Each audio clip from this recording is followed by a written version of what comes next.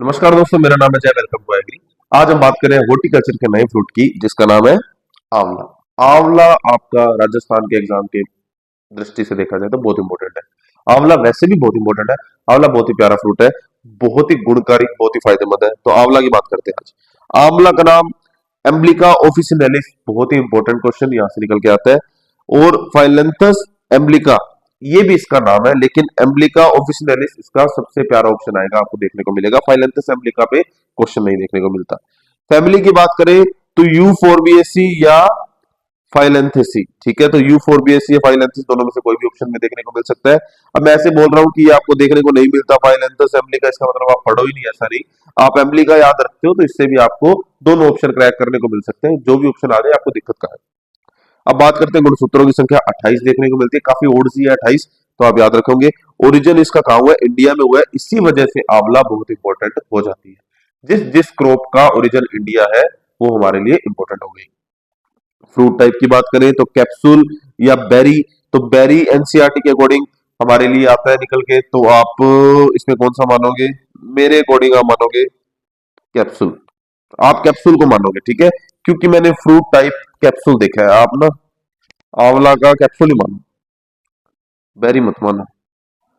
आप चेक कर लेना, लेकिन बेरी नहीं है, सॉरी, थोड़ी सी या तो स्प्रिंटिंग है, आप कैप्सूल मानोगे, आंवला का कैप्सूल, ठीक है। एडिबल पार्ट की बात करें तो पेरिकार्प। एडिबल पार्ट कैसा है? पेरिकार्प, सारा का सारा फल है जो खाया जाता है, पूरा का पूरा पेरिकार्प खाया जाता है, बीज को निकाल के फेंक दिया जाता है। अदर नेम की बात करें तो इसे 21वीं शताब्दी का फल कहा जाता है, 21st सेंचुरी फ्रूट, अमृत फल के नाम से और मुलक्का ट्री के नाम से जाना जाता है। तीनों नाम ही बहुत इंपॉर्टेंट है, तीनों नाम बहुत इंपॉर्टेंट है। और आजकल जो सबसे अच्छा चल रहा है, 21वीं शताब्दी का फल, इस नाम से ये बहुत इंपॉर्टेंट चल रहा है, इस पे क्वेश्चन देखने को मिलते हैं। जनरल इंफॉर्मेशन की बात करूं तो सोर्स है विटामिन सी का, 600 मिलीग्राम प्रति 100 ग्राम में आपको देखने को मिलेगा विटामिन सी आंवला के अंदर। एस्ट्रिंजेंसी की बात करूं, जिसे बोलते हैं चिपचिपापन, वो है टेनिन की वजह से, फिनोल की वजह से। ये भी एक बहुत इंपॉर्टेंट क्वेश्चन निकल के आता है। पोमग्रेनेट में जो हार्डनेस थी, कठोरता थी, वो किसकी वजह से? टेनिन की वजह से थी। और आंवला में जो चिपचिपापन है वो भी टेनिन की वजह से। फिनोल भी आपको देखने को मिलता है ऑप्शन में, लेकिन टेनिन सबसे प्यारा ऑप्शन है जो आपको अभी तक देखने को मिलते हैं। आंवला का सबसे बेनिफिशियल, सबसे अच्छा प्रोडक्ट है त्रिफला चूर्ण। त्रिफला चूर्ण बहुत फेमस है, ठीक है। अगर किसी को बीपी की या हार्ट की दिक्कत हो तो आप देखोगे कि वो जो लोग हैं वो त्रिफला चूर्ण बहुत प्रेफर करते हैं। तो आंवला से त्रिफला चूर्ण बनता है। इस तरह के क्वेश्चन आपको सुपरवाइजर में देखने को मिल सकते हैं, कोई बड़ी बात नहीं है। आंवला कैंडी देखने को मिलती है, हर्ड देखने को मिलती है, और बेहड़ा भी आपको देखने को मिलता है। जो हर्ड है, हर्ड जो खाते हैं वो टर्मिनेलिया चेबुला नाम की स्पीशीज से देखने को मिलेगा। और बेहड़ा है जो, वो टर्मिनेलिया बेलिरिका, ठीक है, यहां से स्पीशीज से आपको देखने को मिलेगा। अब बात करें तो प्रिजर्व मतलब मुरब्बा, आंवले का जो मुरब्बा और कैंडी मेकिंग में भी यूज किया जाता है। मोनोशियस, कैंडी मेकिंग और मुरब्बा में तो ज्यादा फर्क नहीं है। कैंडी मेकिंग में लिखा होता है, कैंडी मेकिंग होता है टॉफी गोलियां बनाने के लिए। और ये मोनोशियस प्लांट है। मोनोशियस मतलब एक ही प्लांट के ऊपर मेल फ्लावर और फीमेल फ्लावर अलग अलग पाए जाते हैं, लेकिन एक ही प्लांट पे, मोनोइशियस। प्रोडक्शन की बात करें तो इंडिया में यूपी फर्स्ट, प्रतापपुर, और राजस्थान में जयपुर। जयपुर में सबसे ज्यादा प्रोडक्शन होता है आंवला का।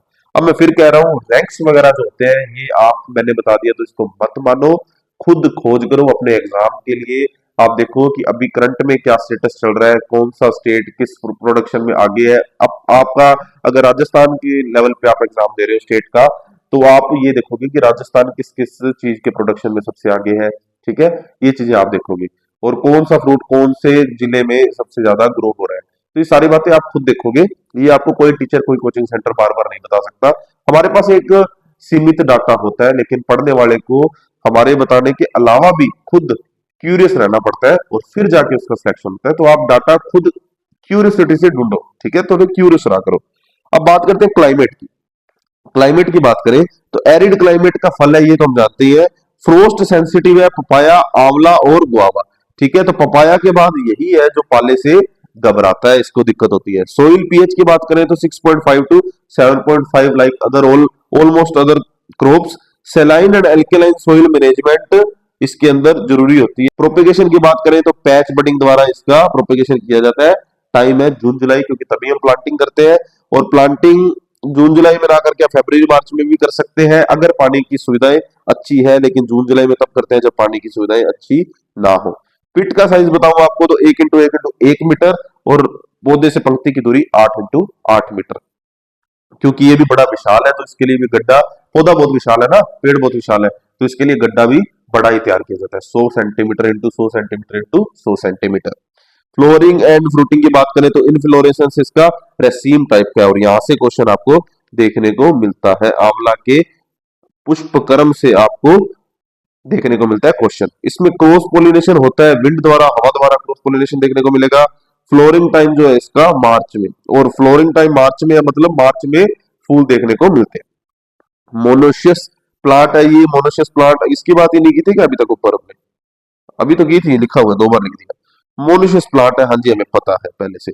आंवला में male and female flower determinate shoot पर पाए जाते हैं। तो इसका क्या मतलब है? इसका मतलब ये है कि आंवला के अंदर इनडेटर्मिनेट ब्रांचेस होती हैं, ठीक है, मतलब जो मेन ब्रांचेस है, लंबी ब्रांचेस होती है, उनके एक्सिल से ही छोटी छोटी ब्रांचेस और निकलती हैं, जिसे डेटर्मिनेट ब्रांचेस कहा जाता है। अभी के लिए तो इतना ही बता पाऊंगा, ठीक है। उनके एक्सिल मतलब अक्ष से छोटी छोटी ब्रांचेस निकलती हैं, जो डिटर्मिनेट ब्रांचेस होती हैं उन पे आपको मेल और फीमेल फ्लावर देखने को मिलते हैं, ठीक है। तो यहां से क्वेश्चन आ भी सकता है, ऐसे पूछ भी ले तो कोई बड़ी बात नहीं है, लेकिन जेट के एग्जाम्स में आएगा, सुपरवाइजर वगैरह के एग्जाम्स में इतना नहीं आएगा, और वैसे जेट के एग्जाम्स में भी आने के चांस लिटिल बिट कम ही है, तो ठीक है। अभी इसको बहुत इंपॉर्टेंट में तो लेके नहीं चलूंगा, ठीक है। आंवला में पोलिनेशन के तुरंत बाद डोरमेंसी पाई जाती है। आंवला में इनकम्पेटिबिलिटी देखने को मिलती है। कभी कभी आपसे पूछा जाता है इनकम्पेटिबिलिटी कौन कौन से फ्रूट में देखने को मिलती है, एग्जाम्पल बताओ, तो एप्पल पियर वगैरह तो होते ही है, उसके साथ आपको आंवला भी ऐड कर लेना है कि आंवला में भी इनकम्पेटिबिलिटी देखने को मिलती है, और आंवला में डोरमेंसी देखने को मिलती है पोलिनेशन के तुरंत बाद। ये भी एक अच्छी बात है, नॉलेज बढ़ाने वाली बात है। अब आंवला की कुछ वेराइटीज है, अर्ली वेराइटी है, मिड वेराइटी है और लेट वेराइटी है। अर्ली वेराइटी जो मिड अक्टूबर से मिड नवंबर में प्रोडक्शन दे रही है, मिड वेराइटी जो है मिड नवंबर से मिड दिसंबर में प्रोडक्शन दे रही है, और लेट वेराइटी जो है मिड दिसंबर से मिड जनवरी में प्रोडक्शन दे रही है, इस तरह की। तो अर्ली वेराइटी में बनारसी जो मुरब्बा मेकिंग के लिए सबसे बेस्ट मानी जाती है, ठीक है, तो बनारसी याद रखेंगे, बनारसी इंपॉर्टेंट है। NA9 NA10 NA10 को आगरा बोल्ड और बलवंत के नाम से भी जाना जाता है। गोमा ऐश्वर्या बहुत इंपॉर्टेंट वैरायटी है, गोमा ऐश्वर्या बहुत ही इंपॉर्टेंट वैरायटी है यहाँ पे। बनारसी के बाद गोमा ऐश्वर्या बहुत इंपॉर्टेंट है। एक वैरायटी भी सबसे ज्यादा इंपॉर्टेंट है, वो है फ्रांसिस, फ्रांसिस हाथीजूल। एक ही बात है, फ्रांसिस नाम से ये बहुत इंपॉर्टेंट वैरायटी है, ठीक है। फ्रांसिस हाथीजूल आप याद रखोगे, बहुत इंपॉर्टेंट वैरायटी है। कहाँ आएगी मैं आपको बताऊंगा आगे, इस पे क्वेश्चन भी आता है।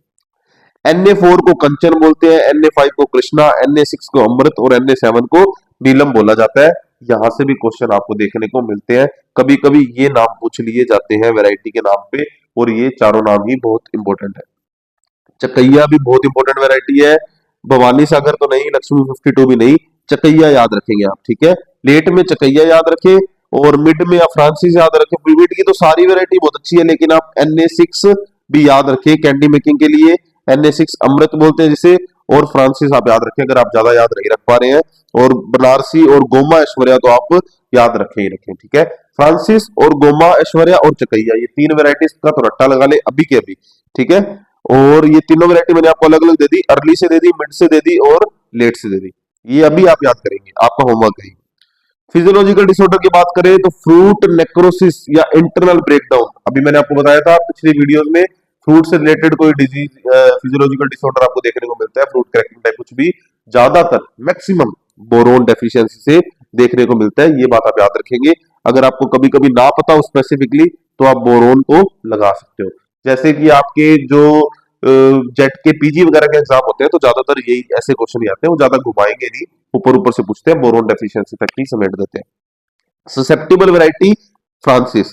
तो फिजियोलॉजिकल जो ये जो फ्रूट नेक्रोसिस और इंटरनल ब्रेकडाउन जो है, इसके लिए ससेप्टिबल वैरायटी कौन सी है फ्रूट नेक्रोसिस में? ये है आपकी फ्रांसिस, और रेजिस्टेंस वैरायटी कौन सी है? चकैया, ठीक है। तो ये आपकी ससेप्टिबल वैरायटी और रेजिस्टेंस वैरायटी निकल के आती है, तो ये आपके लिए बहुत इंपॉर्टेंट हो जाती है यहाँ पे। डिजीज की बात करें तो रिंग रस्ट फंगस आपको देखने को मिलता है। रिंग रस्ट होता है ना, रिंग रिंग फंगस से ही बनते हैं, ठीक है। तो रिंग जो होते हैं ये फंगस से ही बनते हैं। तो रिंग से रिलेटेड अगर कोई आ जाए तो आप फंगस से देखो, रिंग रस्ट फंगस होता है। और ये कौन सा है, रेवेनेलिया एम्ब्लिका। याद रहे नाम तो अच्छी बात है, ना रहे तो भी कोई दिक्कत नहीं है, लेकिन ये होता किससे, फंगस से होता है। यहाँ से क्वेश्चन आता है। अब देखो ये बनारसी का जो है, बनारसी सिलेक्शन वैरायटीज है NA5 NA10 NA9, ये बनारसी सिलेक्शन वैरायटीज है।